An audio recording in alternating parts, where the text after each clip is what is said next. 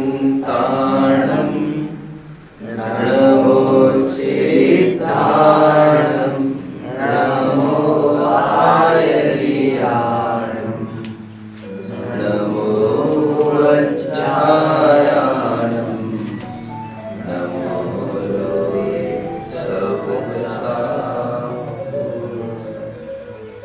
बंद कर दीजिए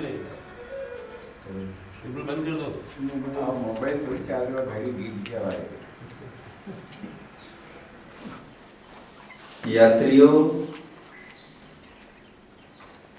life itself is a journey. हमारा जीवन स्वयं एक यात्रा है। जगह जगह उसके पड़ाव आते रहते हैं। साहित्यिकों ने मुख्यतः से इसके 3 पड़ाव किए हैं। एक बालपन, एक युवावस्था और एक बुढ़ापा। लोकोत्तर स्थिति को यदि हम विचारें तो जितने भाव धारण किए जा रहे हैं वे एक प्रकार के पड़ाव ही है। और थोड़ा सूक्ष्म विचार करें अकलंग स्वामी की दृष्टि में, जिसे वे आविची मरण कहते हैं।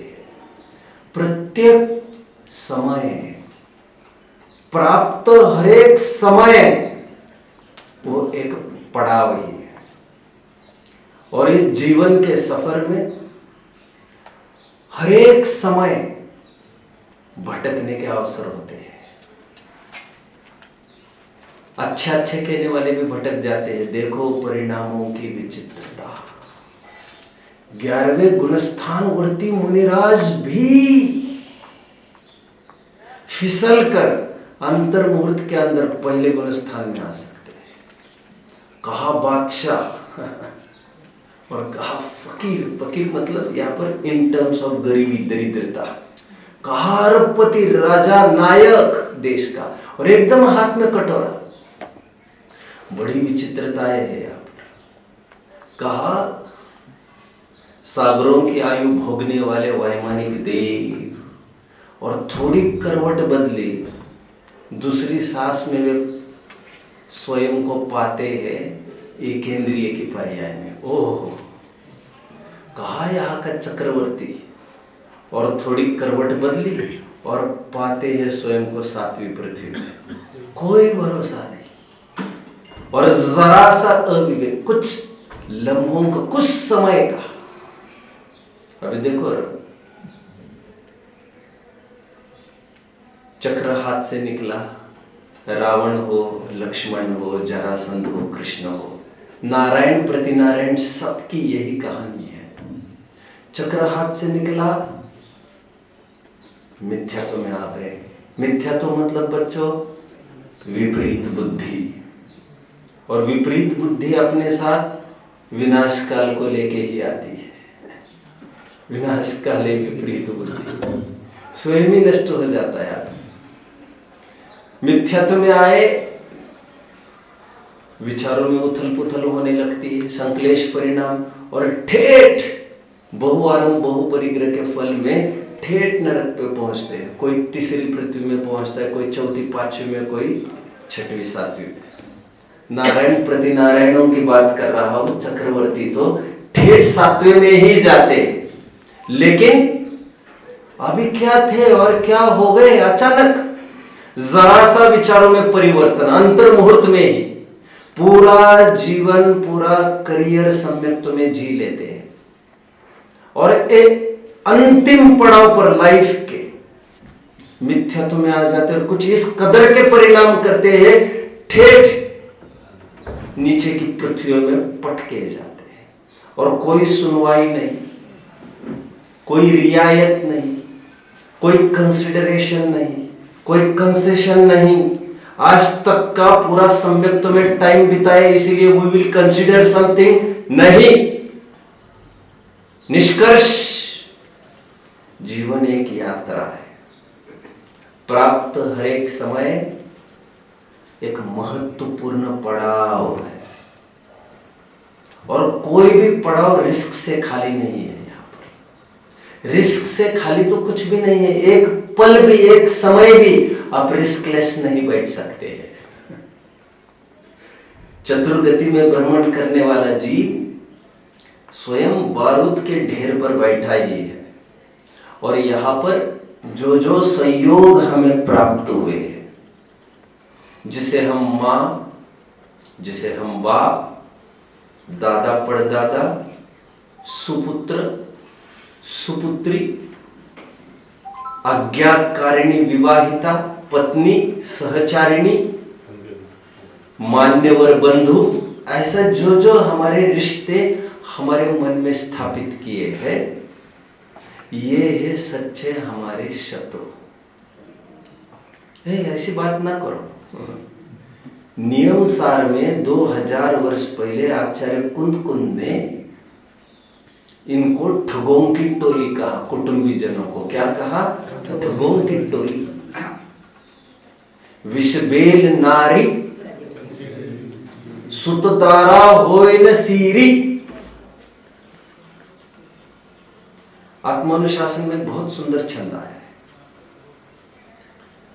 गुणभद्राचार्य कहते हैं, धन्य है वे जीव जो ब्रह्मचर्य की प्रेरणा देते हैं, और जो माँ बाप बच्चों को बार बार शादी विवाह के लिए प्रेरित करते हैं। धिक्कार है, वे शत्रु है, वे मोही है, तुम्हारे जान के पीछे पड़ने वाले ठग है।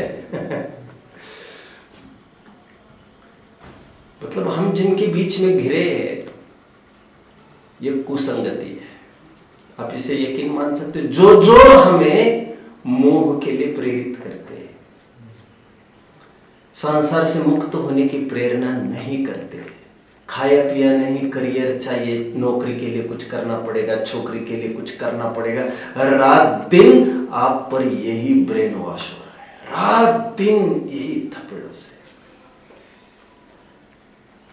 खैर, जीवन हमारी एक यात्रा है, हर एक समय एक पड़ाव है, और हर एक समय का चाहो तो आप आबाद हो सकते हो, और चाहो तो आप बर्बाद। जैसे मैं हमेशा कहता हूँ, it's a toss, you may flick it and opt heads, otherwise flick it and opt tails. यहां पर प्रत्येक समय में सजग रहना है। ये जो विभाव है, लोग राग द्वेष की बातें करते हैं। जयचंद जी छाबड़ा 11वीं गाथा के भावार्थ में तो यहां तक लिखते हैं, अरे धर्म ग्रंथों की भी जब शरण में आते हो तो धर्म के ग्रंथ भी अधिकांश रूप से ऐसी ही बात करते हैं। ऐसा करना चाहिए, वैसा करना चाहिए। व्यवहार प्रधान सभी ग्रंथ है, लेकिन जयचंद जी कह रहे, लेकिन व्यवहार का फल तो संसार है। जो ग्रंथ हमें अकेला दिखाता है, ना मैं किसी का, ना कोई मेरा, ऐसा शुद्ध स्वरूप जो दिखाता है, ऐसा समय साराधिक जो आध्यात्मिक ग्रंथ है, इन्हें हमें कंठ का हार बनाना चाहिए। क्योंकि शाश्वत सत्य, ध्रुव सत्य यही है। अकेला आया तो अकेला ही जाना है, और अपने जितना भी हिसाब किताब होता है वो अपने ही परिणामों से होता है। जो मेले में पंथी जन मिलने धरे फिरते, त्यो तरुवर पे रैन बसेरा पंछी आ करते। कोस कोई दो कोस कोई फिर थक थक के हारे, जाए अकेला हंस संग में कोई न परवारे। एक पेड़ पर देखते ही देखते 50 और सैकड़ों पक्षी बैठ गए तो उससे कुछ नहीं हो जाता। ये रैन बसेरा 12 घंटे का ये रैन बसेरा है, जहां पर काफी जन इकट्ठा हो जाते हैं, पर सूरज की पहली किरण ही उन सब का वियोग कर देती है। तब मातम नहीं मचाना है तुम्हें, और मातम वो जरूर मचाता है जिसने सूर्यास्त के काल में इतने सारे संग को देखकर जिसने खुशियां मनाई थी, उसको सूर्योदय के काल में तो मातम तो मचेगा ही। मैं हमेशा कहता रहा हूं, वियोग के काल में उतना मातम मचाता है आदमी, संयोग के काल में जितना जश्न मनाया था डायरेक्टली प्रोपोर्शनल रिलेशन है। एक यात्रा में, एक रेल में हजारों जन चलते हैं, सब अपने अपने स्टेशन आने पर उतरते रहते हैं। यहाँ पर कोई किसी का हुआ नहीं है कभी भी। अरे जो 50-50 साल तुम्हारे साथ रह रहे हैं वो भी एक बसेरा है 50 साल का। जैसे रात का बसेरा, रैन बसेरा, वैसे ये भी एक बड़ी रात का बसेरा है।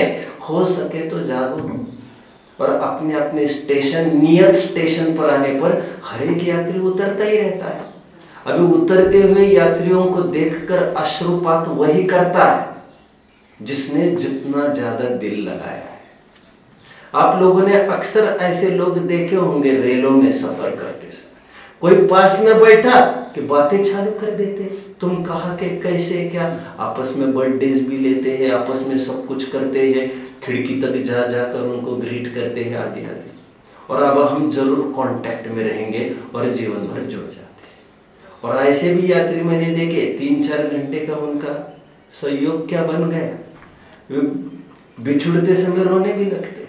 मोह की कोई परिभाषा नहीं है। कहो तो हजारों वर्ष एक साथ रहे और निर्मोही बने रहे, और कहो तो 1-2 घंटे में भी इतना मोह हो जाए कि उनका वियोग भी बर्दाश्त नहीं हो। यह तुम्हारी अपनी उपज है, क्योंकि उसी के बगल में और एक आदमी बैठा था, उसी आदमी के बगल में इस तरफ भी आदमी बैठा था, उसको तो कोई दुख नहीं हो रहा है उसके उतरने का, और तुम मातम मचा रहे हो।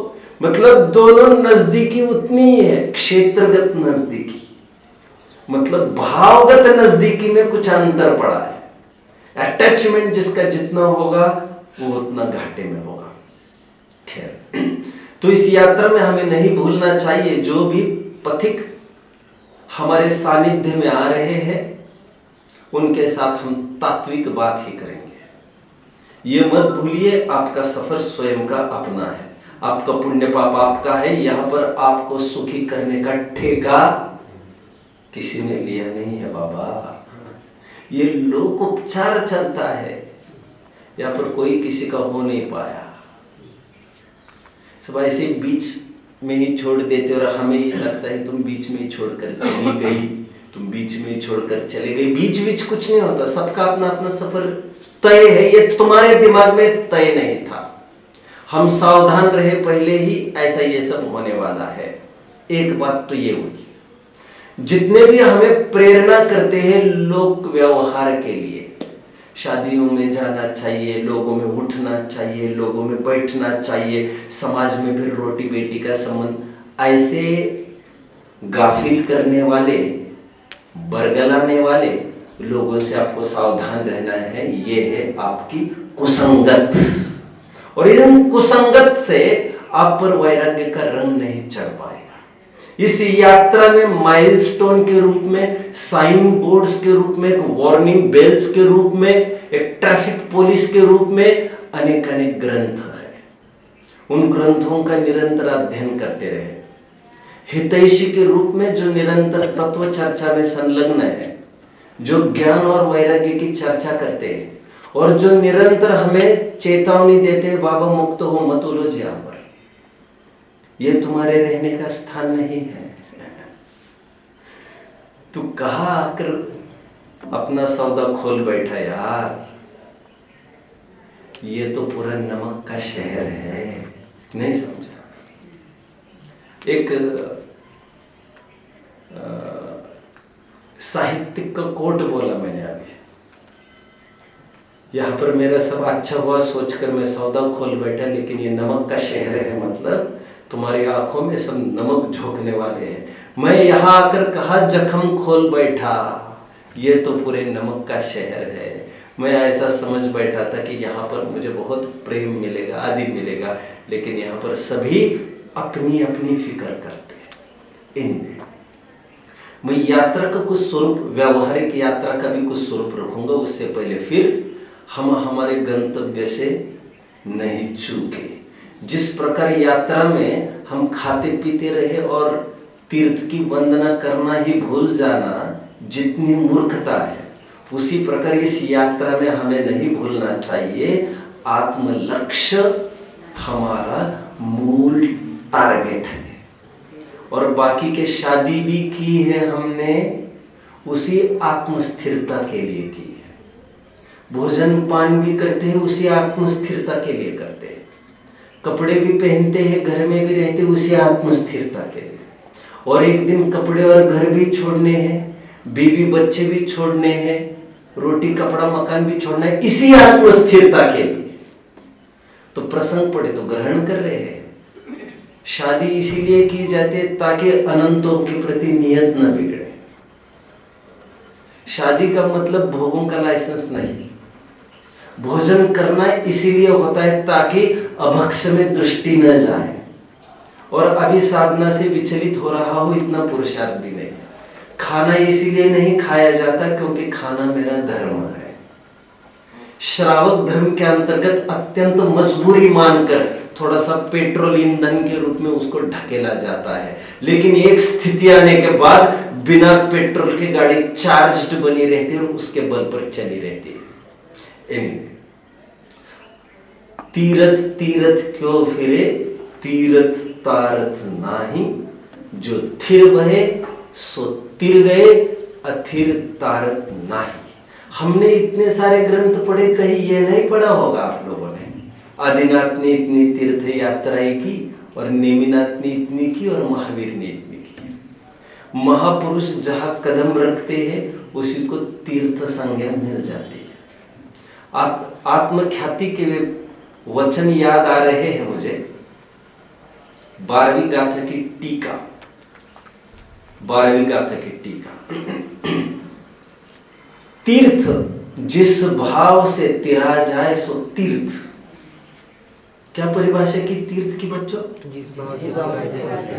संसार महार्णवम तारयति इति तीर्थम।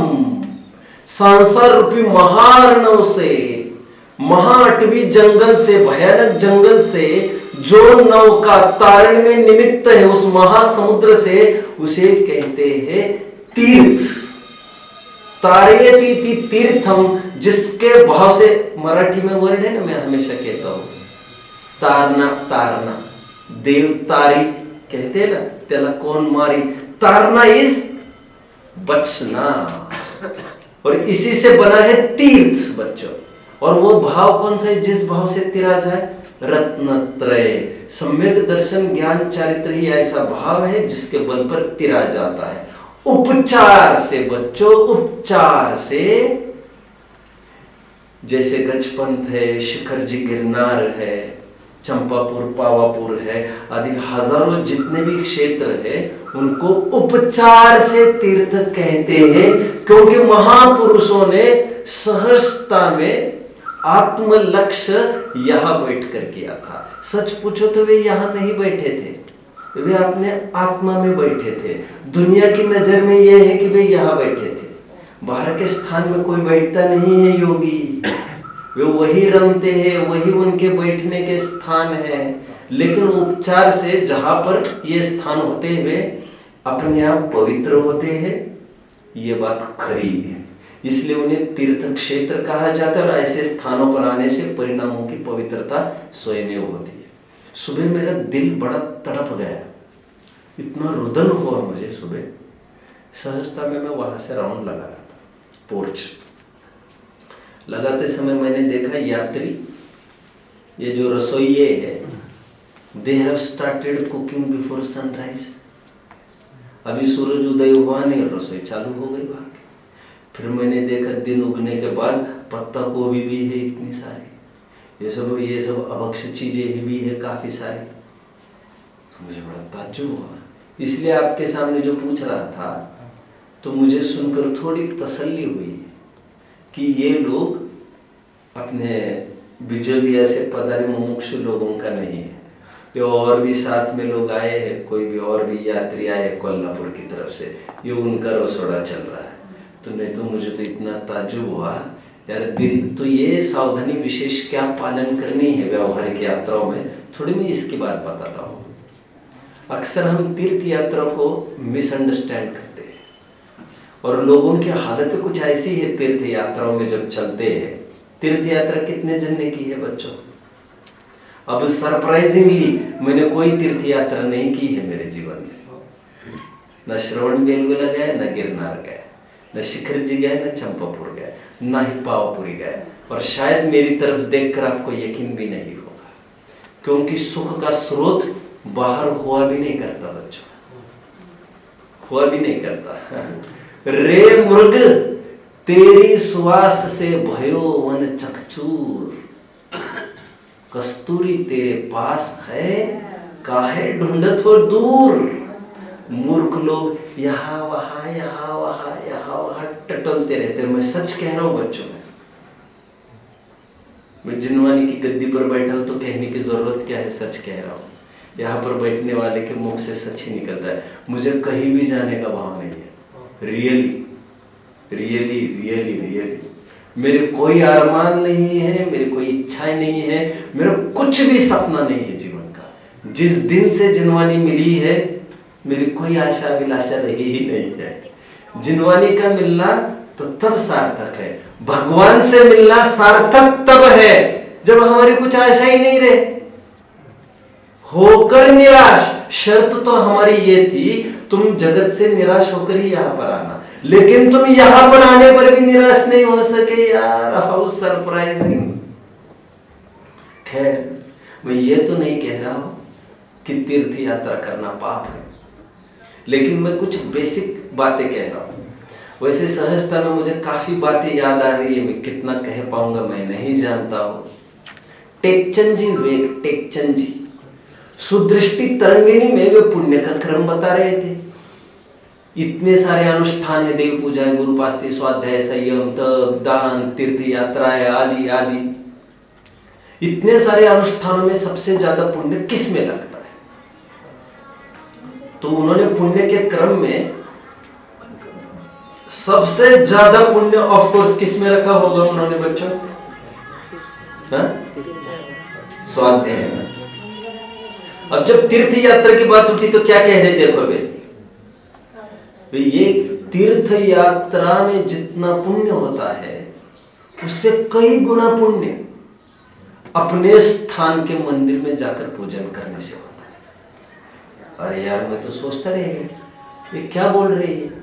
अपना पैर तोड़कर आदमी हजारों किलोमीटर गए, 10-5 दिन निपटाए उसने, पूजन तो जरा नहीं कर लेते। तो कारण उसका ये है क्योंकि तीर्थ यात्रा जब जाता है तो ना दिन का विवेक रखता है ना रात का विवेक रखता है। अभी सुबह 4 बजे नहीं, इनको नहाना धोना है। अरे घर पर भी करते हो क्या ये आरंभ?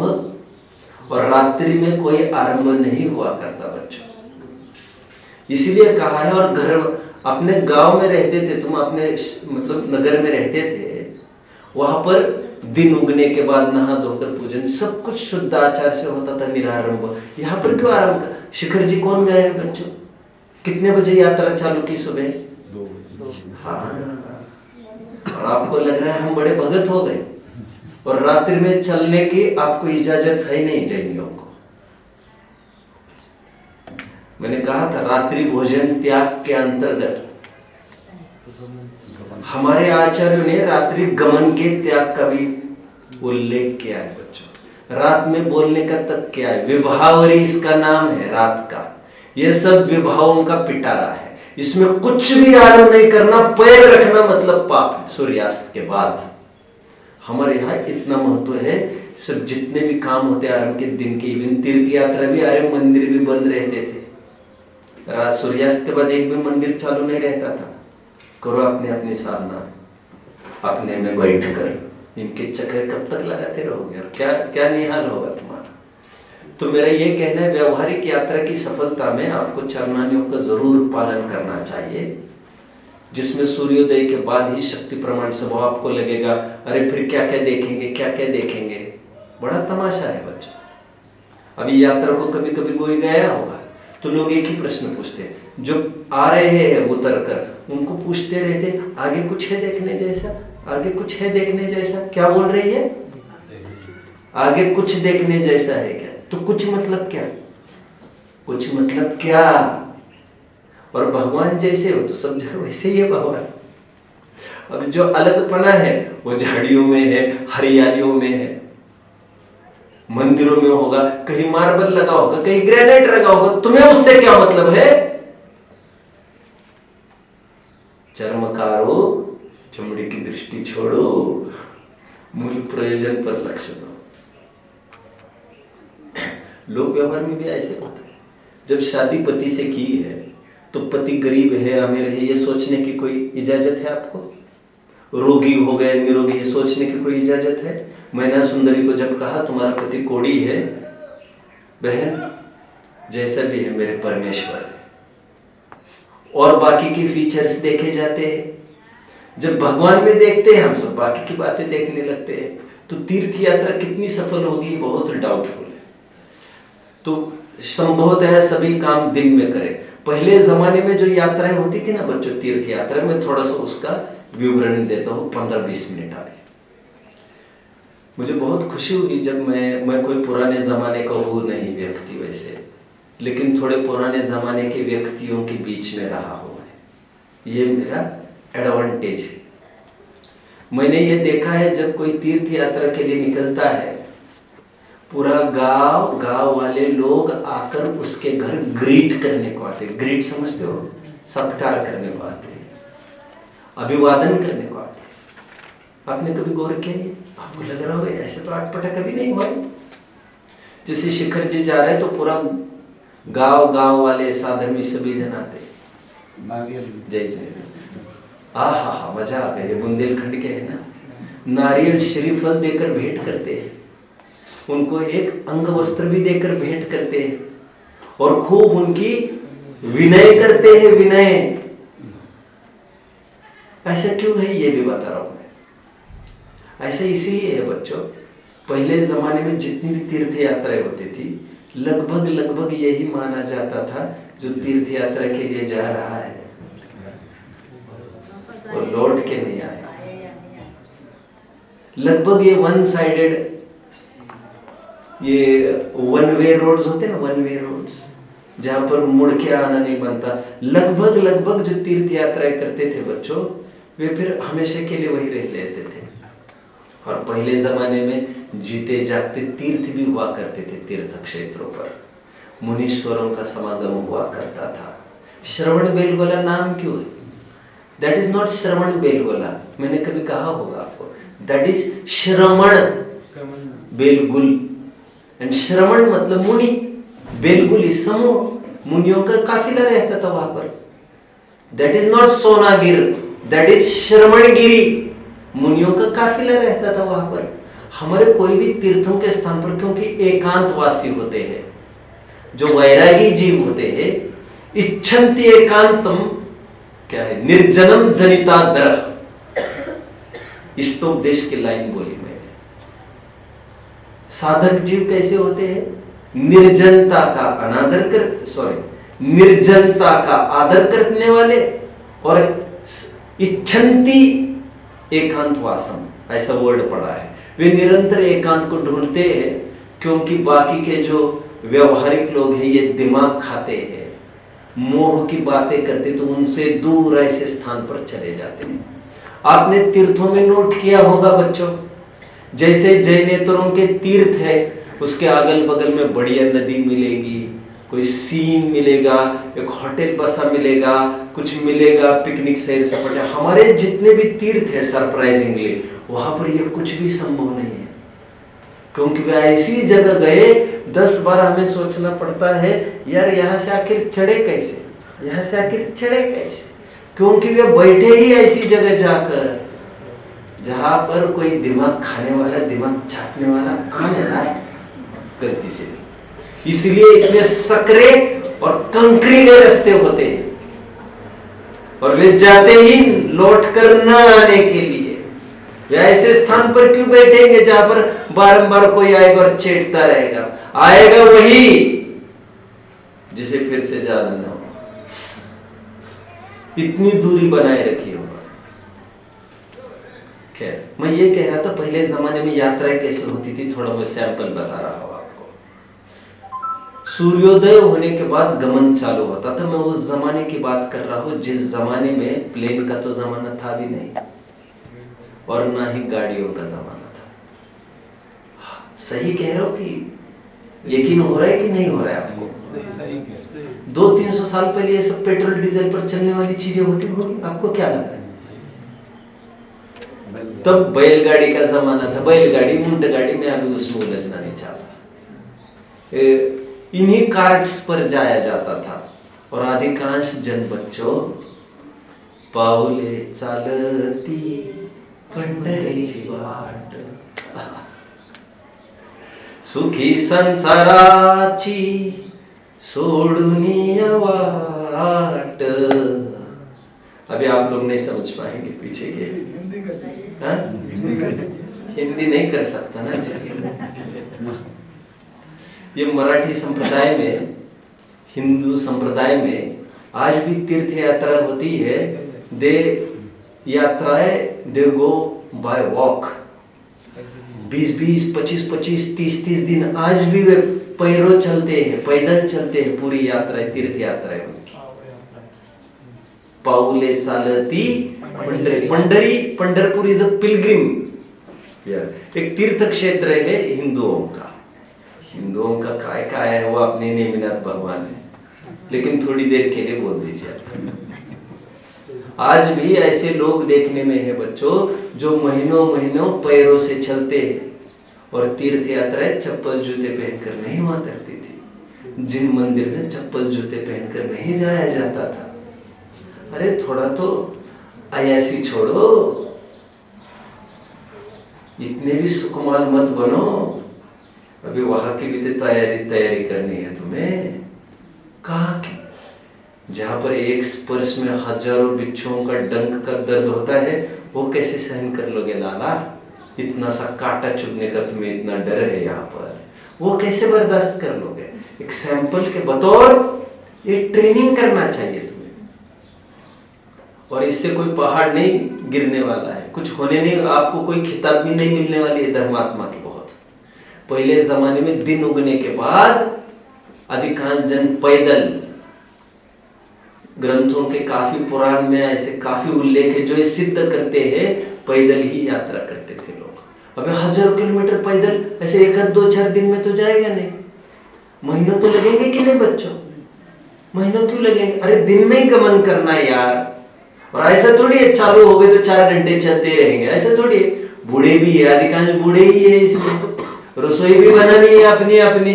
कोई ऐसा थोड़ी एक टीम बुक कर ली वेटर केटर की और केवल हमें खाना ही और केवल भगवान को सल्यूट करना है, ऐसा थोड़ी होता था। हम ही को करना है, बोझा भी हम ही को ढोना है, रसोई भी बनाना। और सूर्यास्त के एक अंतर मुहूर्त पहले पड़ा स्टॉप, यात्राएं नहीं होगी। तो रात भर क्या करेंगे? साधना। जिसके पीछे निकले, भगवान का मुखड़ा देखने थोड़ी निकले, पहाड़ी का टुकड़ा देखने थोड़ी निकले। हम तो साधना करने के लिए निकले। भरत जी देख रहे ना, भरत जी 6 खंड विभूति को जीतने के लिए निकले, दिग्विजय के लिए। और दिग्विजय के लिए ही पहले ही दिन बीच में समुद्र पड़ गया और मंत्री कह रहे साहब आप तो रुक गए, और भरत जी वही रुक गए।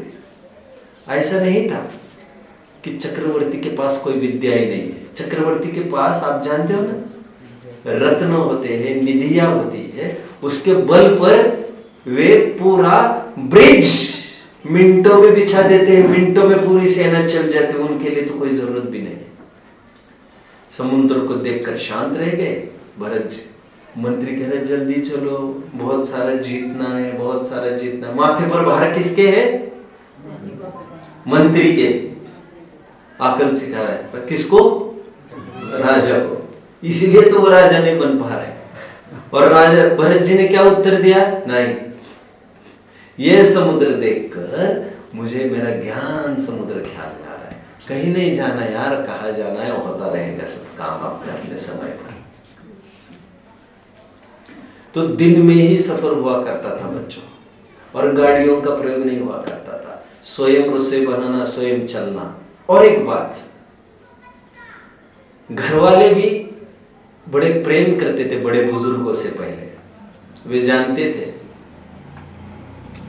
कि थोड़ा सा बुढ़ापा आने पर मम्मी पापा आज न कह दे कि मैं जा रहा हूं, आज न कह दे, आज न कह दे। रोज इस बात का डर बना रहता था दिल में। माँ बाप एक दिन ये ना कह दे क्या कि हम तीर्थ यात्रा, और तीर्थ यात्रा के लिए जा रहे हैं मतलब जा ही रहे हैं।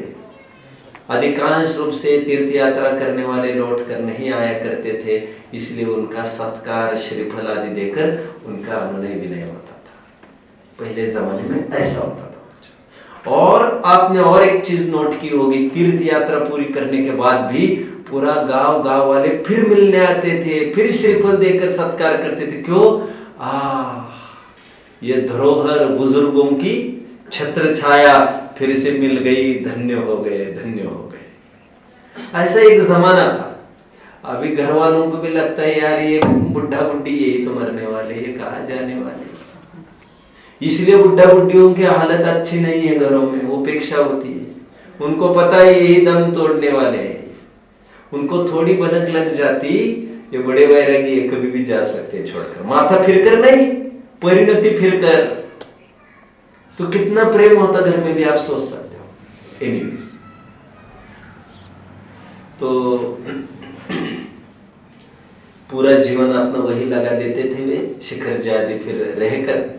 वहां पर गुरुकुल भी चलते थे, विद्यार्जन भी होता था, ये सब चलता रहता था।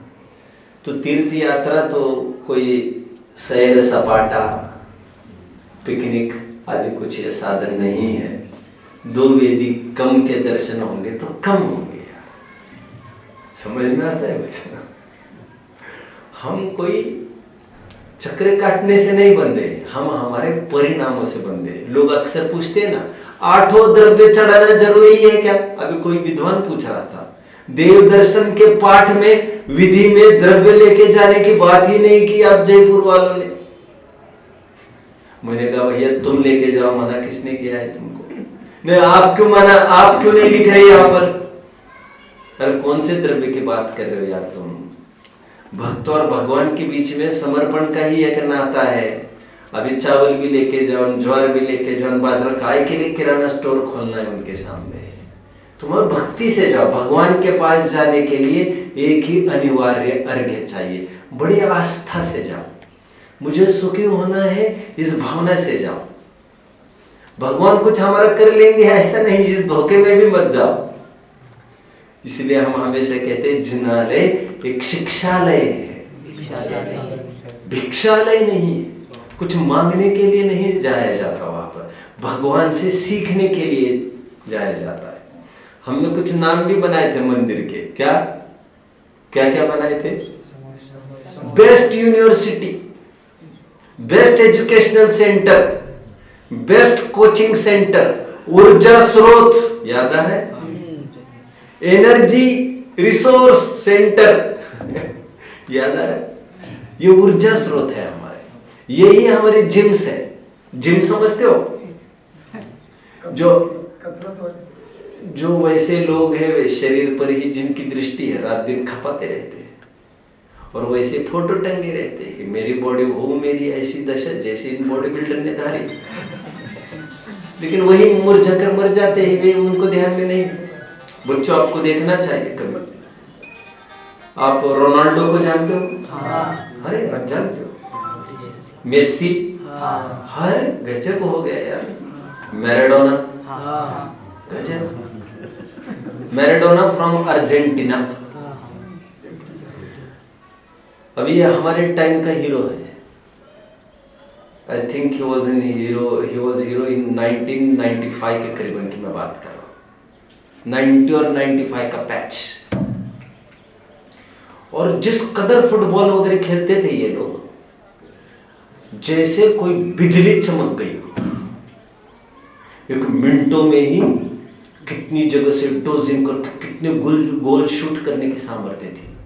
इनका बुढ़ापा देख लेना चाहिए बच्चों आपको। इनका बुढ़ापे के पीछे बात कर रहा हूं। बुढ़ापे में ऐसी हालत थी, 4 जन मिलकर उठा रहे हैं, पेट इतना हो गया, पैर नहीं हिला सकते, अश्रुपात कर रहे हैं। चढ़ाई से जो नीचे आता है उसको तो आंसू बहाने पड़ते हैं। चढ़ता सूरज धीरे धीरे ढलता है, ढल जाएगा। आज जवानी पे इतराने वाले कल पछताएगा। धोखा है बहुत बड़ा। जीवन हमारी यात्रा है। और प्रत्येक प्रसंग एक पड़ाव है। हर जगह गाफिल होने के अवसर है। लोग अपना सरीका बनाने की चेष्टा करते हैं, अपनी बातों में लेकर गाफिल करने की पूरी कोशिश करते हैं। आपको सत्संग से दूर नहीं रहना है। देव शास्त्र गुरु की बातें करने वाले आयतनों से आपको दूर नहीं रहना है। क्या है बच्चों साधर्मी मतलब? आयतन साधर्मी क्या है? आयतन। षट अनायतन है, आप जानते हो। कुगुरु, कुदेव, कुशास्त्र और उनको मानने वालों को अनायतन कहा है। मतलब साधर्मी भाई आयतन है हमारे, आयतन। देव शास्त्र गुरु ही आयतन है, ऐसे नहीं। उनके फॉलोअर साधर्मी जो हमें निरंतर प्रेरणा करते हैं। धन्य है जिनके जीवन में ऐसे दोस्त, ऐसे विद्वानों की प्राप्ति होती है जो निरंतर उनको प्रेरणा करते हैं इस मोह माया जाल से निकलने का। आपस में भी जो बड़े लोग आए हैं यहाँ पर अक्सर बड़े बूढ़े ही दिख रहे हैं और सबका लौटने का भी रिजर्वेशन बना है। रिजर्वेशन भी तय है हमारा, इस टाइम को हम लौट के आएंगे। अरे गाड़ी वाले को बताना पड़ता है ना, उनको लग रहा है अरे जितना भाव होगा रह लेंगे। एक ऐसी घटना बताऊंगा फिर बस करेंगे बच्चों। एक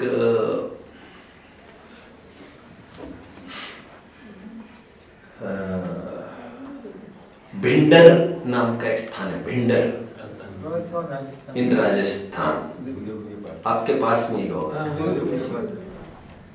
भिंडर में लगभग 40 साल पहले एक शिक्षण प्रशिक्षण शिविर अरेंज किया टोडरमन स्मारक ट्रस्ट वालों ने। तो यहाँ कहाँ जगह मिलेगी बोले शिक्षण प्रशिक्षण शिविर लगाने के लिए। तो वहाँ पर एक बड़ा होटल, 3 स्टार होटल बनकर खड़ा हो रहा था। भाग्य से वो भी जैन भाई का एक नॉन जैन का था। और जैनियों के प्रति सर्वसाधारण रूप से सभी जन आस्था रखते हैं कि अच्छे लोग हैं। उनकी आस्था को बनाए रखना तुम्हारा हमारा फर्ज है। तो बात आई तो उन्होंने बात की, तो उन्होंने उस लीडर ने कहा, एमएलए था वो, एमएलए बच्चों जिसका वो होटल खड़ा हो रहा था, उस एमएलए ने कहा अब पंचकल्याण करने जा रहे हैं यहाँ पर, मुझे कोई किराया नहीं चाहिए। मेरा शुभारंभ यदि आपके इतने अच्छे कार्यक्रम से हो रहा है तो मुझे इससे बड़ी खुशी, कुछ कोई पैसा नहीं लगेगा, और भी जो फैसिलिटीज चाहिए दे दूंगा। अच्छा है कि नहीं हुआ मैंने? अच्छा। जैनियों, अरे एक जैन नहीं छोड़ सकता दूसरे जैनियों को, एक जैनी भी नहीं छोड़ सकता दूसरे जैनियों को। कितना बड़ा दिल होगा उसका। अंतिम दिन वो मंच पर आया, मंच पर आकर उसका एक स्पीच हुआ बच्चों। उस स्पीच में उसने एक बात कही जो मैं कह रहा हूं।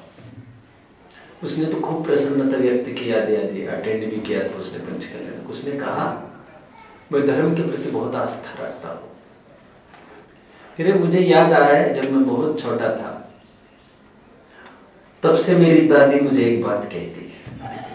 दादी मुझे कहती है बेटा धर्म करो, धर्म करो।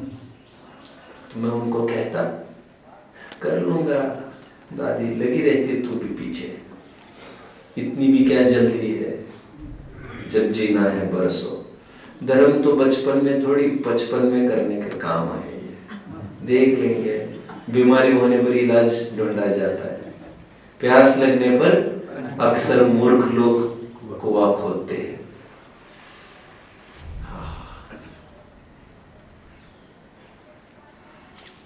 आग लगी तब झोपड़ी, क्या है, झोपड़ी जलन लगे, कुआं के खुदाए तब कौन काज सरी। समझे कुछ? आहो आग लागी जब झोपड़ी जरन लागे, कुआ के खुदाए तब कौन काज सरी है। नहीं समझे? मतलब आग लगी है घर में और अभी कह रहे हाँ पानी तो डालना चाहिए, तो अभी कुआ खोदता हो, कुआ खोद और उसी में समा जाओगे, तो बाहर काय के आओगे तुम। जब समस्या आएगी देख लेंगे यार। धर्म समस्या आने के बाद ढूंढा गया एक उपाय नहीं है, समस्या न आने के लिए किया गया एक बंदोबस्त है। It's not like a medicine which you consume after having a disease. It's like a tonic which prevents you from diseases, and prevention is better than cure. तो उन्होंने कहा कि मैं कहता था तो दादी कहती थी यार तुम्हारे दादा भी यही कहते थे, कर लूंगा कर लूंगा। चलिए 55 की उम्र में तुम्हारे पापा को मैं बहुत पीछे लगे, धर्म करो धर्म करो। पापा भी यही कहते थे, मैं उनको कहती थी देख तुम्हारे पापा भी ऐसे ही कहते थे, वो नहीं कर सके और तुम्हारे पापा 50 साल में ही चले गए। अब जब भी मेरी दादी मेरे दादा और मेरे पापा के बारे में बोलती है, मैं पहले तो ये कहता था कर लूंगा, तो दादी ये कहती थी बेटा समय का तो कोई भरोसा नहीं है। तुम्हारे दादा भी यही कहते चले गए, पापा भी यही कहते चले गए। उस दिन से मैं रोजाना पूजा पाठ में बहुत ध्यान देता हूँ। एक दिन की बात है, बोले पूजन के टाइम में मुझे बहुत महत्वपूर्ण फोन आना था। अभी इनको तो कठपुतलिया ही है ना, ये तो सीएम भी कठपुतली और पीएम भी कठपुतली है, समझ रहे हैं? प्राइम मिनिस्टर मतलब कोई बहुत मालिक हो गया ऐसा नहीं होता है कुछ भी। आपको हालत बताऊंगा तो आपको बहुत अच्छा नहीं लगेगा। तो उन्होंने कहा मुझे आज जरूरी फोन आना है, इलेक्शन का दौर चल रहा था, सीएम का फोन कभी भी आ सकता है, मुझे संकेत कर देना। तो मेरी दादी ने मुझे कहा ठीक है, मतलब तुम्हारा सीएम भगवान से भी बड़ा आदमी दिख रहा है मुझे, तो उसको छोड़कर तुम यहाँ आओगे। बोले उस दिन से आज तक मेरे घड़ी में मैंने कभी 9:05, 9:10, 9:15, 9:20, 9:55, 9:59 होते हुए कभी नहीं देखा, क्योंकि वह समय मैं भगवान के लिए ही रहता हूं, मुझे किसी से कोई मतलब नहीं। जिनको आस हो बोलो, जिनको आस है बब्बर की, उनको क्यों आस हो अकब्बर की। जिन्होंने भगवान के साथ जिसका टाका बंधा है, हमें एरोगेरों की चापलूसी करने से तुम्हें क्या मिलेगा यार। 3 लोग के नाथ को तुमने पकड़ लिया है, एक गाँव पति जो होए सो ही दुखिया दुख खोए, तुम 3 भुवन के स्वामी। कोई भी गांव में संकट और सरपंच के पास चले गए तो क्या होता है, मामला हल होता है कि नहीं? और सरपंच ने इतना ही कहा don't worry I will help you. राजा के पास कोई पहुंच गया, बाजीराव पेशवे के पास एक जन पहुंच गया, उसने शिकार किया था अपर पक्ष वालों का, और वैसे वो शत्रु दल का ही आदमी था, बहुत अच्छा भी नहीं था, लेकिन आज वो आकर बहुत गिड़गिड़ाया और बोले कुछ भी करके मुझे बचा, मेरी गलती हुई। बाजीराव ने कहा ओके कुछ नहीं होगा तुम्हें, बैठो अंदर। अब राजा को लग गया, अभी शत्रु बल जितना भी सामने खड़ा है, शत्रु बल को एक ही बात कही उसने, माना उसकी गलती है लेकिन उसे मैंने अभय दान दिया है, अभी इस सीने पर तीर चलेगा पहले, समझ रहे हो? अरे बड़ा आदमी किसी के माथे जब हाथ रख देता है तो आपको निश्चिंत रहना चाहिए। एक गांवपति की भी यह हालत है, और प्रभु हमारे तुम 3 भुवन के स्वामी, दुख मेट हो अंतर्यामी। तो तीर्थ यात्रा को पहले ज़माने में जाते थे तो ऐसा भी नहीं कोई बीच में कोई फोन आए और घर पर लौट के आए, घर वालों का मेरा कोई संबंध नहीं। और इसे प्रोग्राम मत बनाओ तीर्थ यात्राओं को। अपने जीवन में जो रात्रि भोजन का त्याग कर सकते हैं, बाजारू वस्तु का त्याग कर सकते हैं, चाय कॉफी का त्याग कर सकते हैं, थोड़ा प्राकृतिक रहने की कोशिश करें, ऐसा मुझे लग रहा है। काले बाल करना, ये करना छोड़ो। क्रीज, अरे क्रीज बहुत जल्दी उतरने वाली है तुम्हारी। अभी 70-80 साल के बुढ़े हैं, उनको लगता है प्रेस हो जाए कपड़े। अरे यार कौन देख रहा है तुमको, कौन देख रहा है तुमको? नहीं अच्छा लगता है, अरे अच्छा लगता है, तुम्हारे दिमाग का भूत है ना, तुम उसके साथ लड़ना तो तुम्हारे भूत के साथ। बड़ी विचित्रता है, बड़ी विचित्रता है। मतलब इस उम्र में भी हम बाज नहीं आ पा रहे, उम्र के साथ हम पेस में नहीं चल पा रहे। इतनी इंद्रियाधीनता हमको कहाँ लेके जाएगी विचारने है। काफी कुछ मैंने कहा है। ये तीर्थ यात्रा, जैसे मैं हमेशा कहता हूँ, हमारे मुसलमान भाई जब भी मक्का मदीना की यात्राएं करते हैं, हज की यात्राएं करते हैं, तो अपने जीवन को यादगार बने रहने के लिए जीवन भर दाढ़ी नहीं बनाते फिर वहां जाके आया था, और जीवन में कुछ न कुछ प्रतिज्ञा जरूर लेते। अब ये प्रतिज्ञा मत लीजिए फिर से आना है यहाँ पर, धक्के मत खाओ, ठीक है यहाँ नहीं आएंगे वहां जाएंगे। अरे यार तुम तो वही जाने के काम के हो, यहाँ नहीं तो वहां कहाँ घुसेगा ये, इसको दूसरे रास्ते पता नहीं है। तो बहुत घूमने फिरने का राग नहीं रखो अभी। जीवन के अंतिम पड़ाव पर कहीं एक जगह शांत बैठकर थोड़ा तत्व ज्ञान करो, स्वाध्याय करो 5-10 घंटे का, समझ रहे, निवृत्त हो जाओ। बोल दो घर वालों को मेरे से नहीं होगा ये सब। और आग लगे दुकान में पुरुष ज्यादा चिंता न करे। यदि आग की बहुत चिंता हो तो ये समझे हमारे आगे की पीढ़ी धर्म से विमुख है। आग तो यही है, बुझाना हो तो इसी को बुझाया जाए। करोड़ों पैसा कमाने में बहुत अकल नहीं लगती, लेकिन उसको संभालने में, प्रॉपर खर्चा करने में विवेक चाहिए, और वो विवेक धर्म के बिना आता नहीं है। अल्प भाणता साधु अल्प व्यय साधु। सम्राट अशोक ने जो स्लोगन जारी किया था, कम कमाओ कम खर्च करो, उस रीति नीति पर चलने की आप प्रेरणा करिए घर वालों को।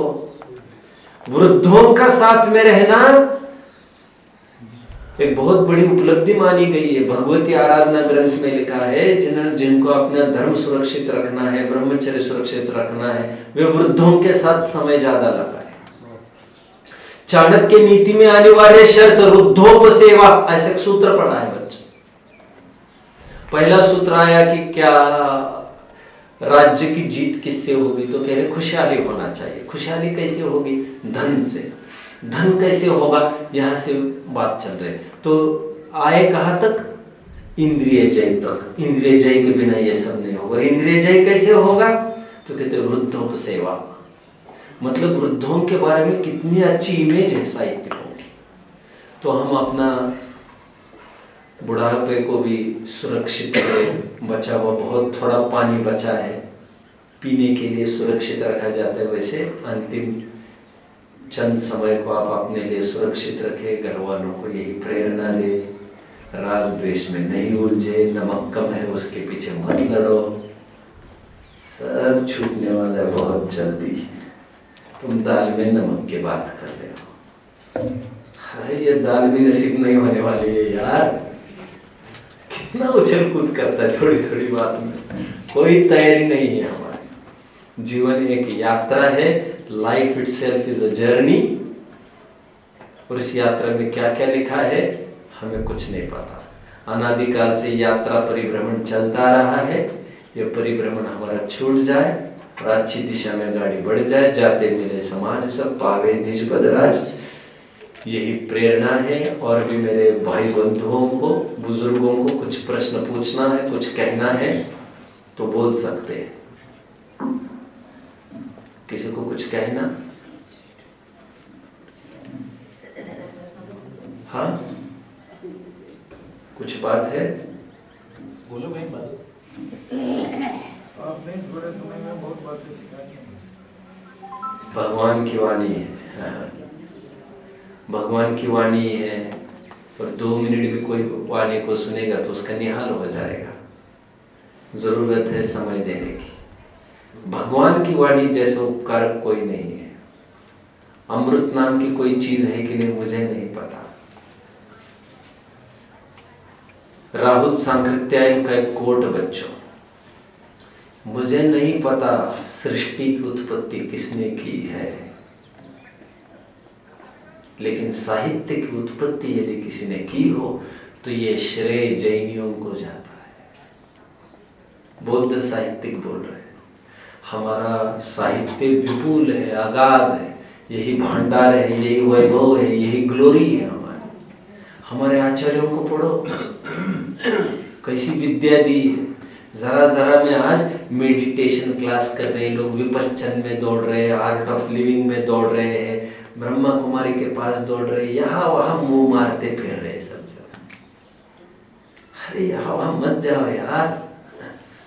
थोड़ा अपना दुख बचाने के लिए कोई सोचता है 3 घंटे की फिल्म देख लेता हूँ, कोई सोचता है बहुत किचकिच हो रही घर में घूम के आता हूँ, थोड़ा तीर्थ यात्रा करना। अरे भाई ये स्थायी उपाय नहीं है, तुम्हें वही किचकिच में जाना है फिर से। ऐसी कोई विद्या तैयार करो तुम वहां पर रहकर उसको वो कीच कीच ना देख सको। ग्रहम तपोवनम, अमित गति आचार्य ने ग्रह को तपोवन कहा है। ये तपोभूमि है तपस्वियों की, ये कीच कीच का स्थान मत बनाओ।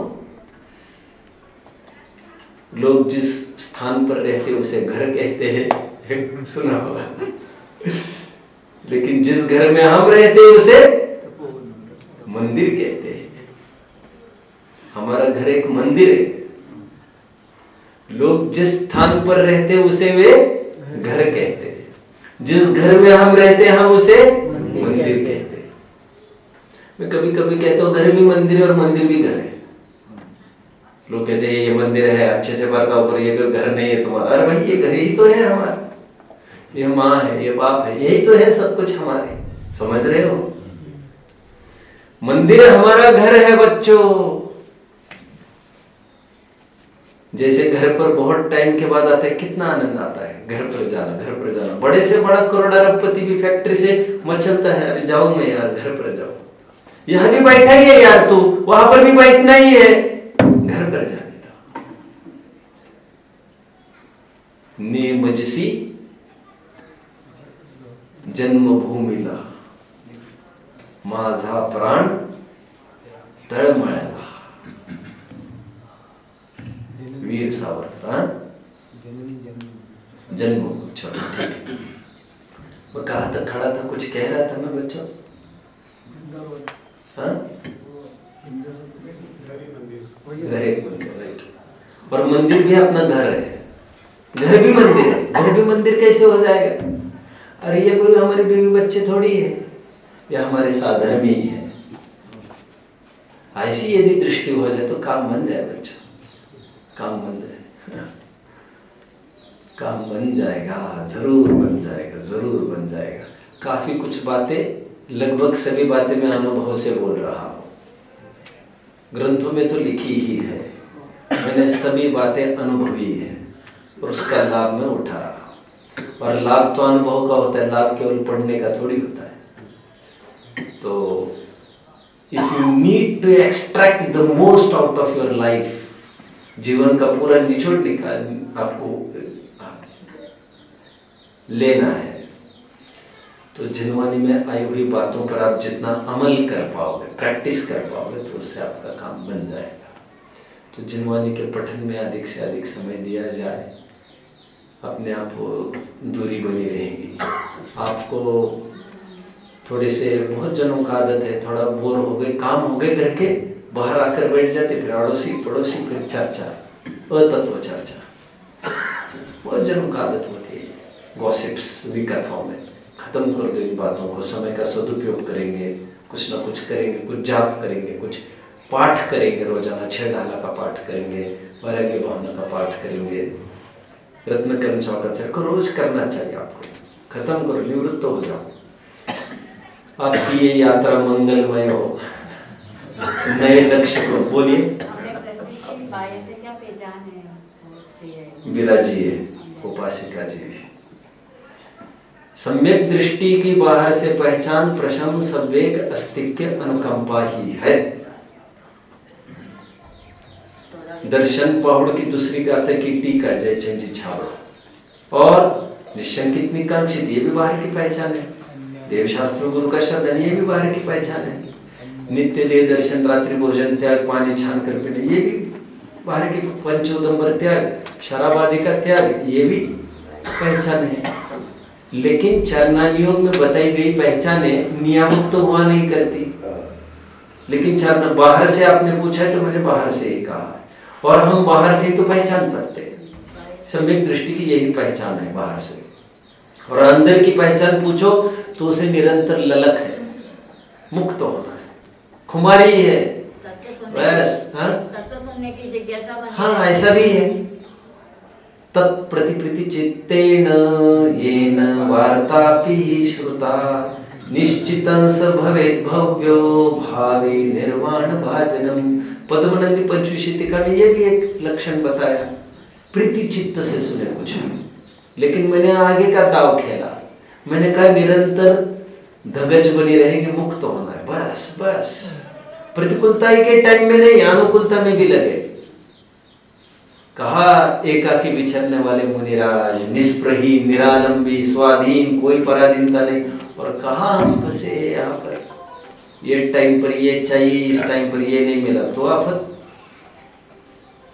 तो ऐसे लोग स्वयं का भी दिमाग खराब करते हैं, औरों का भी दिमाग खराब रखते हैं। ठीक है, बोलिए, बोलो बहन, बोलो please. Sit down, sit down, बोलो बोलो। हाँ, ये जैसे हम स्कूल कॉलेज वगैरह जाते हो, सारे फेस्टिवल्स भी सेलिब्रेट होते हैं, गणेश चतुर्थी वगैरह, तो फिर वो बोलते हैं कि फूल चढ़ाओ, ढोक दो। और अपने को पता है कि ये गुरुदेव है और अपन को देना नहीं चाहते, तो फिर अपन क्या करें? साधारण समझ के सिर्फ जय जिनेंद्र बोल के आ जाए, या फिर ऐसा कि नहीं हम तो नहीं करेंगे, तो फिर ऐसा भी नहीं होता है कि हम नहीं कर रहे, तो क्या करें? फर्स्ट ऑफ ऑल,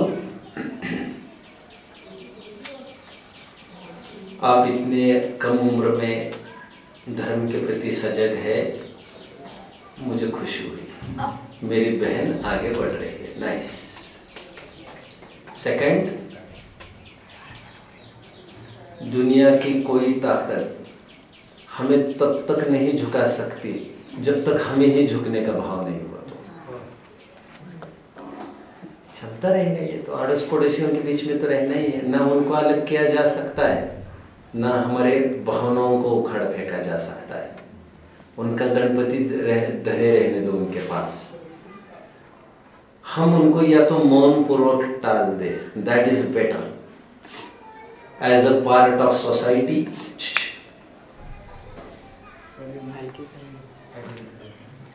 आपस में बात नहीं। As a part of society हमारे साथ काफी जिम्मेदारियां भी जुड़ी हैं। आपसी सौहार्द भी बनाए रखना है। और आजकल तो धर्म के नाम पर तो बहुत बड़ी समस्या है।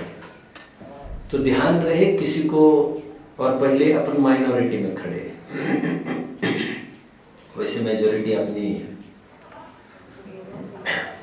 ऊपर देखो लेकिन ऊपर देखने की फुर्सत किसको है? तो माइनॉरिटी में आज खड़े हैं, तो बिना बोल के काम निकले तो अच्छा। लोग वैसा नोशन बना लेते। देखो आदित्यनाथ योगी जानते हो ना, नहीं जा सकता मस्जिद में।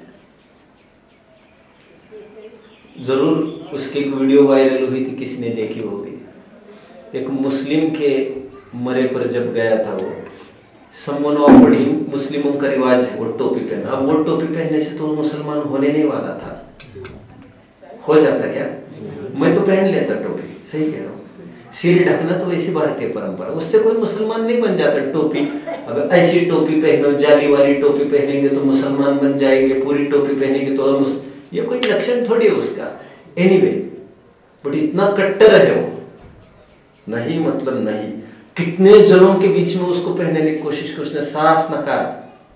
और खुले मंच पर इंटरव्यूज होती है तो साफ कहता है मैं कट्टर हिंदू, मुसलमान का वोट मुझे बरगला नहीं सके। हालांकि मेजोरिटी हिंदुओं की है तो उसको तो उसका भी वोट मिलना है, तो वो तो दृढ़ता से भी कह सकता है। लेकिन हमारी दृढ़ता का फल हमारा बहिष्कार भी हो सकता है, उसका बहिष्कार नहीं होने वाला है। लेकिन इस कीमत पर भी हम अपने एथिक्स को फॉलो करेंगे। मेरी बच्ची ने, एक लड़की है मुझे, वो अभी घर पर है, वैसे स्कूल भी पढ़ी है, she has topped, her class में उसने टॉप किया है, 10th में भी टॉप किया है, उसने 12th में भी टॉप किया है, पूरे राजस्थान में she was topper. Priyadarshini award भी मिला था उसे, अभी शास्त्री कर रही, शास्त्री भी पूरी हुई है। तो उसके स्कूल लाइफ में जब भी, और सिलेबस तो हिंदुओं का ही है पूरा, शंकर की भी स्तुति आ जाती है, सबकी स्तुति है। हमने उसे कभी भी प्रेरणा तो देने का काम नहीं, बल्कि ये 10 मार्क का ये तुम छोड़ के आओगे पेपर में, हम 10 मार्क में बिकने वालों में से नहीं, और पूरा पेपर ही इसका आएगा तो फेल होकर आएंगे, क्योंकि दुनिया के द्वारा फेल करार हमारे लिए बहुत बड़ा अभिनंदन पत्र है। ऐसे तो हम घर पर छाप कर लैमिनेट करके लगाएंगे हमारा। तो कभी भी किसी भी कीमत पर मिथ्या देव शास्त्र गुरु के सामने हाथ जोड़ता फोटो कोई नहीं दिखा सकता मेरा, किसी भी हालत में। और हाथ जोड़ेंगे, नमोकार मंत्र बोलेंगे, ये तो बातें बनाने की बातें हैं। हमारा रुख हमारे साथ नहीं करेंगे। एक मुसलमान हिंदू प्रतिमा नहीं बनाता कभी भी। जो असली नस्लवान और असली मुसलमान है, वो हिंदुओं की मूर्ति कितनी भी बड़ा कारीगर हो नहीं बना सकता। उनके अपने एथिक्स है। तो सबका अपना अपना कुछ ना कुछ कहीं ना कहीं एथिक्स होते, जहां पर कोई सरेंडर नहीं करता। हम और पहले ही सरेंडर नहीं करेंगे। हम देव शास्त्र, जितना शाकाहारी आपको महत्वपूर्ण लगता है, उससे ज्यादा महत्वपूर्ण मुझे देव शास्त्र गुरु का श्रद्धान लग रहा है। शराब पी जाए, पर स्त्री सेवन कर जाए, मांस भी खा जाए, चोरी भी कर जाए, वो क्षम्य है। देव शास्त्र गुरु में फेरफार क्षम्य नहीं है। बहुत बड़ी बात बोल गए क्या बच्चों में आज? मैं शराब की भी बात बोल गया हूं। मतलब कोठे पर पाया जा सकता है और मस्जिद में नहीं पाया जा सकता। अरे मूर्ख, मस्जिद में पाया तो जा सकता है, हाथ जोड़ता नहीं पाया जा सकता, ये कह रहा हूं मैं। जा ही सकता है देखने को कि नहीं जा सकता? इससे भी मुसलमान हो जाऊंगा क्या मैं? मस्जिद में एक बार मैं मस्जिद क्या देखने गया तो क्या मैं मुसलमान हो गया क्या? ऐसा नहीं होता है। आपको अटपटा लग रहा होगा, शराब पिए तो कम पाप, और गणपति के सामने बस इतना ही क्या प्रसाद ले और ज्यादा पाप। कितने जनों को लग रहा है बच्चों को? वैसे आगे लगना बहुत मुश्किल है। जिन शासन की तो ये 192 मोक्ष मार्ग प्रकाशक फर्स्ट लाइन, जिन शासन की तो ये परिपाटी है कि पहले बड़ा पाप छुड़ाया जाता है। इसीलिए सप्त व्यसन आदि से भी बड़ा पाप जानकर, सप्त व्यसन आदि से भी बड़ा पाप जानकर पहले इस मिथ्यात्व को छुड़ाया है। इस मिथ्यात्व मतलब ग्रहित मिथ्यात्व का प्रकरण चल रहा है। नीचे तुरंत लिखा, अहो देव गुरु धर्म तो परम पदार्थ है, इन्हीं के आधार से तो धर्म है, इन्हीं में शिथिलता रखने से और धर्म किस प्रकार होगा? नहीं झुक सकते हम, नहीं झुक सकते। और इसमें बहुत कोई चैलेंजिंग नहीं, आज कोई टाइम भी नहीं, बहिष्कार की नौबत आएगी, कोई फर्क नहीं पड़ता। और वो तैयारी से ही मार्ग पर देखो, मैंने भी मेरा संप्रदाय छोड़ा है, मैंने मेरा परिवार भी छोड़ा है। मैंने एक टाइम ऐसा था, मैं श्वेतंबर बॉर्न हूं, मुझे कितनी ही मीटिंगें लगती थी मुझे समझाने के लिए, और मुझे कोई समझा सकता है ये कितना मुश्किल लग रहा है साहब। तो अच्छे तो आज मेरे कोई चाचा ताऊ कुछ नहीं है मेरा बच्चों। केवल मेरे माँ और बाप इसीलिए है मेरे, क्योंकि इस मार्ग में आ गए। अच्छा हुआ मुझे मेरे माँ बाप से नहीं तो मूकना पड़ता। आप समझ रहे हैं मुझे क्या कहना है? नहीं तो मैं उनके साथ भी नहीं दिखता, मैं मेरे बीवी बच्चों के साथ भी नहीं दिखता आज। मम्मी पापा भी इधर ही आ गए। हाँ आ गए। एनीवे, मुझे और कुछ कहना चाह रहा था मैं, क्या कहते रह गया? आपने मम्मी पापा को पूछ लिया, मैं खैर मुझे तो ये कहना है कि हाँ, पूरा पक्ष छोड़ दिया हमने श्वेतांबर का। दिगंबर हमें अपना है ना अपना है, इसकी तो हमें कोई बात ही नहीं है। हमने तो दिगंबर तो अपना लिया, और ये कौन होते हैं डिसाइड करने वाले? तो इन्होंने तो यहाँ पर बिठा दिया मुझे, 2-5 महीने में ही मुझे गद्दी पर बिठा दिया गया था खनियादाना में। बच्चों मेरी हिम्मत देखो। कोई देखा है आपने? एक बच्चा अभी अगर राज सिंहासन पर चढ़ जाए, ये मेरे लिए सिंहासन से कम नहीं है, राज सिंहासन से कम नहीं है। मेरी कोई रिश्तेदारी नहीं है बच्चों, आज कोई रिश्तेदारी नहीं, केवल 5 माँ बाप पति पत्नी, सॉरी पति तो मैं, हम 1,000 या हुआ, कोई खास बात नहीं। और जितने भी जुड़े हैं सब साधर्मी ही जुड़े हैं मेरे साथ, सब साधर्मी जुड़े। खैर हमारी मुक्ति ने कभी भी स्कूल में ऐसे कोई अटेम्प्ट नहीं किए क्वेश्चंस, उसको ब्लैंक छोड़कर ही आई वो। गाय पर भी निबंध कैसे लिखा मैं बच्चों को बताया था। अभी गाय पर भी निबंध लिखना है तो वो हमारी माता है, हमारी नहीं, लोक में उसे माता कहते हैं। ये लाइन डालो तुम, मार्क्स भी मिल जाएंगे, काम भी हो जाएगा। हम शायद है ना, इतना पूरा पेपर खाली छोड़ के आएंगे क्या? लेकिन शंकर का कुछ नहीं लिख सकेंगे हम, समझ लो, कुछ नहीं। तो क्या फेल हो गए? अरे बस चले पेपर ठीक है। मैंने मेरे सब सर्टिफिकेट्स फाड़ दिए थे बच्चों, मेरे पास कोई प्रमाण नहीं था, मैं ABCD भी जानता हूं कि नहीं। आप समझ रहे मेरी बात को? मैं थोड़ा ऐसा भी था। मैंने स्कूल पढ़ा है, कॉलेज पढ़ा है, इसका कोई प्रमाण का कोई सर्टिफिकेट मेरे पास नहीं था, सब फाड़ दिया था मैं। क्यों मालूम? मैं जीवन में कभी घर से बाहर निकलूंगा ये मुझे लगा ही नहीं था। बिजनेस था, अच्छा था, और माँ बाप को नहीं छोड़ना ऐसे दिमाग में था। लेकिन धर्म की रुचि लग गई तो मैं धर्म के संस्थानों पर रहने का योग बन गया। तो इसके लिए कोई शर्त नहीं होती है बहन, अनकंडीशनल समर्पण बिन शर्त हुआ करता है। समर्पण में शर्तें नहीं, शर्तों में समर्पण नहीं। जहां पर शर्त आई, इफ और बट आया, गया सौदा। समर्पण नहीं है, सौदा हो सकता है। और हम अनकंडीशनल बंदे हैं भगवान से। अभी चाहे जो कुछ छूट जाए, चाहे कुछ हो जाए। और अभी ऐसा इतना नहीं है, लेकिन फिर भी कह रहा हूं, आप भी स्कूल में जाते हो बच्चों, आपको भी पता होना चाहिए, मुसलमान हो हिंदू हो कोई भी हो, उनके साथ आपका प्रेम देखते ही बनते रहना चाहिए। एथिक्स अपने अपनी जगह, समझ रहे हैं आप लोग? एथिक्स अपनी जगह, उनके प्रति द्वेष किसी के प्रति नहीं करना है। दोस्त भी हो सकता है मुसलमान, अरे क्यों डरते हो यार? दोस्त होने से क्या मुसलमान बन जाओगे क्या? और तुम जिनके साथ दोस्ती कर रहे हो वो कौन से कम है? वो सब वैसे ही तो दिख रहे हैं हमको। तो अब्दुल कलाम की ऑटोबायोग्राफी किसी ने पढ़ी होगी, तो वो एक हिंदू लड़के के साथ बैठते थे एक बेंच पर, और वो हिंदू टीचर, कट्टर हिंदू टीचर था। उसको सुहाया नहीं है कि कलाम के साथ, मतलब उस हिंदू लड़के के साथ अब्दुल कलाम बैठे।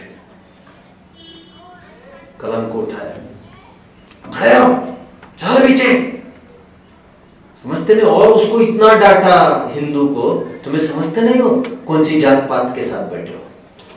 तो क्या हुआ जानते हो? पूरा पीरियड कलाम पीछे रोते रहे। एंड शॉकिंगली, सरप्राइजिंगली, प्लेजर, वो हिंदू लड़का भी रोता रहा पूरे पीरियड में, दोस्त को खोने का गम। अभी जात पात को कहा ले क्या यार तुम। उसने पिताजी को बोला घर पर जाकर, और वो हिंदू टीचर समाज में भी अच्छा स्थान रखता था, कोई टीचर ही नहीं था, पंडा पंडित भी था, काफी मंदिर को भी संभालता था, आदि आदि होल्ड था उसका। उसका बाप, उस लड़के का बाप उसके पास पहुंच गया उसी शाम को और कह दिया ये जहर के बीज मत बो हमारे बच्चों में। और मुसलमान के साथ उठता बैठता है, उठने बैठने दो, आप आपकी चिंता करो। इसके बाद यदि उनकी दोस्ती तोड़ने की कोशिश की, हिंदू बाप ने कहा जाकर, आप समझ रहे हैं, कलाम ने उसको ऑटोबायोग्राफी में आज मुसलमान, इसीलिए कलाम कट्टर मुसलमानवादी नहीं था। कुछ समझ रहे हैं मेरी बात को। यदि उसको कट्टर हिंदू का अनुभव आता, शायद वो भी कट्टर मुसलमान बनता, ऐसा नहीं था। और कलाम के टेबल पर हमारे भगवान की प्रतिमा रहती थी हमेशा। मैंने कहा था आपको देव दर्शन पाठ में, याद आए? कलाम शाकाहारी था और वो कहता था धड़ल्ले से, कुरान में कुछ नहीं लिखा है, बोलता था ऐसा। उसको कोई मुसलमान का टैग लगा भी नहीं है उस पर, होगा मुसलमान, उससे कोई फर्क नहीं पड़ता। एनीवे, तो हमारी मुक्ति ने कभी भी किसी के बर्थडे का कभी केक नहीं लिया। दोस्त टूटेंगे नहीं तो रहेंगे, हम बंदे ही उनके साथ थे। कब कोई गिफ्ट्स भी नहीं ली बर्थडे की। मेरा बर्थडे है, 10 रुपए की पेंसिल ले लो, ये ले लो, नहीं। We don't propagate, we don't encourage birthdays. हम सालगिरह मनाने का कोई बढ़ावा नहीं देते, दैट्स ऑल। प्रेम से रख सकते हैं बात को, अपना होगा तो समझ जाएगा, वो भी सुधर जाएगा, और नाराज हो तो अपना था कब वो। ओके, हमारा कोई नहीं है बच्चे, यहाँ पर कोई दोस्त नहीं, हम किसी से बंधे नहीं, हम भगवान के मार्ग के अनुयायी है, दैट्स ऑल। ठीक है।